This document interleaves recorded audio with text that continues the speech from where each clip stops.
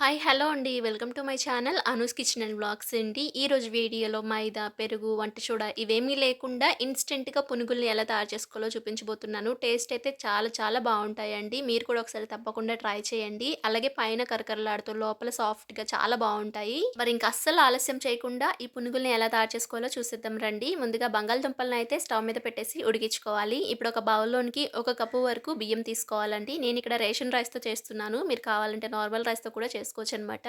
వీటిని ఒకసారి శుభ్రంగా వాష్ చేసిన తర్వాత ఇందులోనికి నీళ్ళు పోసేసి ఒక 2, 3 గంటల పాటు నానబెట్టుకోవాలి. బియ్యం అయితే చక్కగా నానిపోయాయి కదండీ!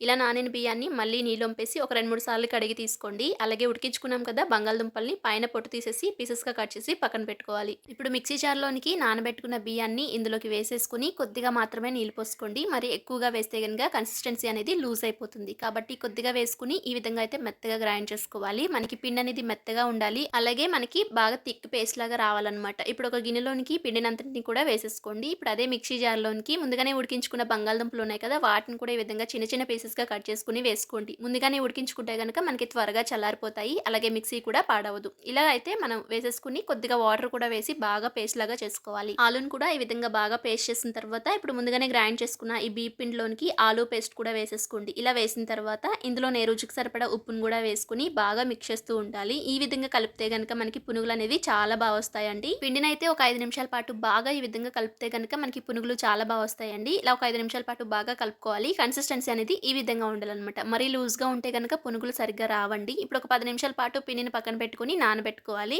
ఒక 10 నిమిషాల తర్వాత డీప్ ఫ్రైకి సరిపడా ఆయిల్ పెట్టేసి ఆయిల్ బాగా హీట్ చేసుకోవాలి. 10 నిమిషాల తర్వాత కొద్దిగా జీలకర్ర వేసుకోండి. మీకు నచ్చితే ఉల్లిపాయలు, పచ్చిమిరపకాయలు కూడా వేసుకోవచ్చండి. ఇప్పుడు మొత్తాన్ని కూడా బాగా మిక్స్ చేసుకోవాలనమాట. ఇలా కలుపుకున్న తర్వాత ముందుగా అయితే మనం డీప్ ఫ్రైకి సరిపడా ఆయిల్ పెట్టాం కదా! ఆయిల్ ఈ విధంగా హీట్ అయిన తర్వాత చిటి చిటి పునుగుల్లాగా వేసుకోవడమే. ప్యాన్‌కి సరిపడినన్ని కొన్ని వేసుకోండి. మీరు కావాలంటే పెద్ద పెద్దయి కూడా వేసుకోవచ్చనమాట. నేనైతే చిన్న చిన్నగా వేసుకుంటున్నానండి. వేసిన తర్వాత మీడియం టు హై ఫ్లేమ్‌లో పెట్టుకొని పునుగులనైతే ఇలా కలుపుకుంటూ బాగా ఫ్రై చేసుకోవాలి. ఈ విధంగా మంచి కలర్‌లోకి వేగిన తర్వాత తీసేసుకోవడమే. చూసారు కదా ఎంత బాగా వచ్చాయో పొంగుతూ.